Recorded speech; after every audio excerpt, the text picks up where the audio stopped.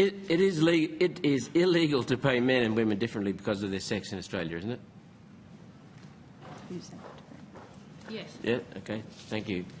How long has that been the case? I guess since Equal the Pay 60s. Act. It's the Yeah. late 60s. Yeah, Late 60s, thank you. Yeah, I was thinking so. Is the data you publish on comparing male pay versus female pay on a like-for-like job basis? No, Senator, it very clearly is not, and it doesn't intend to be. So you could, for example, publish airline employees, and majority of pilots are men at the moment. Women are increasing, and a majority of hostesses are female, so it would show a skew towards the men because pilots are paid more than hostesses. That's absolutely right. That is the gender pay gap. That's the point. How is that the point? That's what the gender pay gap calculates. It is not seeking to calculate a like-for-like comparison. The definition is, and let's say we're doing an average gender pay gap, it's the average salaries of all men and the average salaries of all women and a comparison between the two. That is the simple, clear definition of the gender pay gap. Isn't that it's not on a like-for-like basis? It doesn't accommodate hours because men tend to work more hours and men tend to be in more dangerous jobs generally.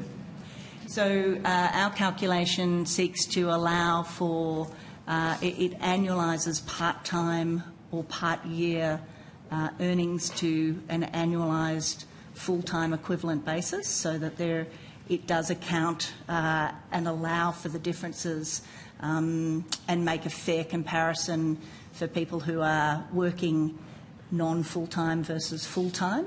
Sure. But that's very clear. But it is not a like-for-like comparison, and it doesn't seek to make that comparison. Isn't it then misleading?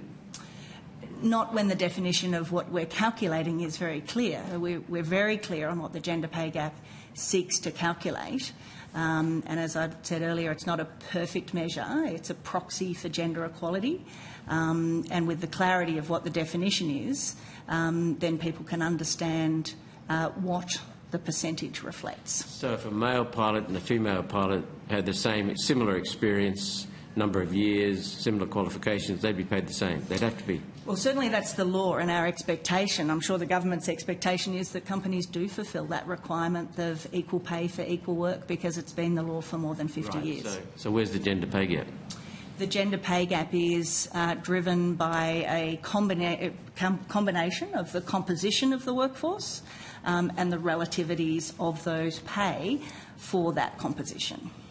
But isn't it erroneous to say that women are paid less than men? There's a gender pay gap. If, in fact, for equivalent jobs, like-for-like basis, hours worked, they're paid the same. So what we're very clear in our communications is that we will say women are paid less on average than men in an employer, in an industry, in an occupation when we describe the gender pay gap. So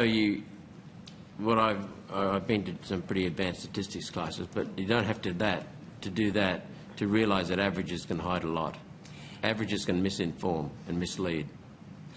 Absolutely, Senator. So once again, the gender pay gap is a proxy that commences a conversation about what's driving those differences.